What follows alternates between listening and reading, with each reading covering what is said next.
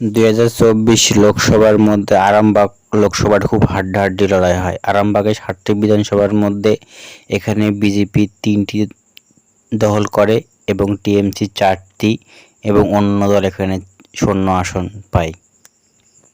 আরামবাগ প্রথম বিধানসভা হলো হরিপাল বিধানসভা। এখানে বিজেপি ভোট পায় 82,922 ভোট, টিএমসি ভোট পায় 1,15,371 ভোট এবং সিপিআইএম ভোট পায় 16,778 ভোট।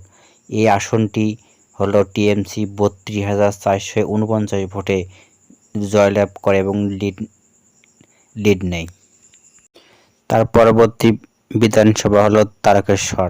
এই বিধানসভায় বিজেপি ভোট পায় 85,517, টিএমসি ভোট পায় 97,685 এবং সিপিএম ভোট পায় 15,436। এখানে টিএমসি লিড পায় হলো 11,168 ভোট লিড পায়। এখানে বিশাল একটা ভোট এখানে লিড পায় টিএমসি। তার পরবর্তী বিধানসভা হলো পাঁশকুড়া বিধানসভা।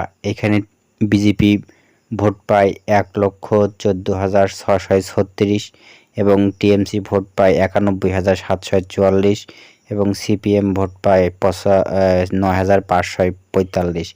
এখানে কিন্তু বিজেপি লিড পায় প্রায় 22,892 ভোটে এখানে বিজেপি লিড নেয়।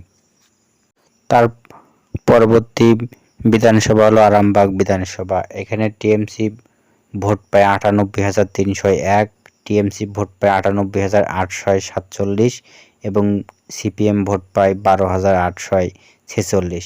এই টিএমসি এখান থেকে আরামবাগ বিধানসভার লিড নেয় মাত্র 546 ভোটের লিড নিয়ে টিএমসি এখানে এগিয়ে থাকে। তার পরবর্তী বিধানসভা গাইঘাট বিধানসভা।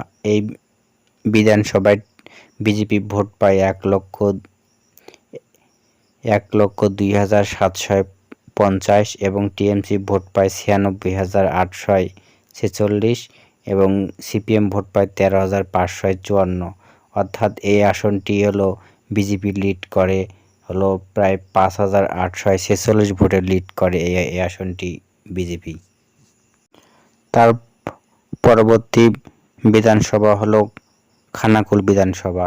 এখানে বিজেপি ভোট পায় 1,71,165, টিএমসি ভোট পায় 90,043 এবং সিপিএম ভোট পায় 10,987।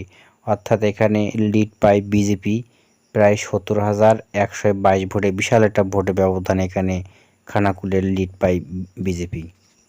তার পরবর্তী বিধানসভা হলো চন্দ্রকোনা বিধানসভা। এই বিধানসভায় বিজেপি ভোট পায় 1,11,843 এবং টিএমসি ভোট পায় 1,19,878 এবং সিপিএম ভোট পায় 12,899। এই আসনটি হলো টিএমসি লিড পায় 8,035 ভোট পেয়ে আসনটি এগিয়ে থাকে টিএমসি। 2024 সালে আরামবাগ লোকসভায় এখানে জয় হয় মিতালি বাগ। তিনি ভোট পান 7,12,587, 45.71%।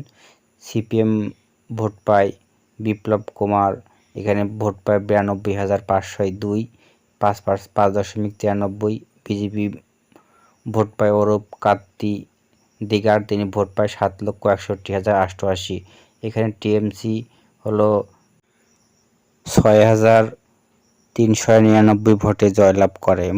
মজার বিষয়, এই কেন্দ্রে নটোতে ভোট পড়ে প্রায় 18,031টা ভোট পড়ে। অর্থাৎ এই কেন্দ্রটি জয়লাভ করে এবং মিতালি বাগ টিএমসি।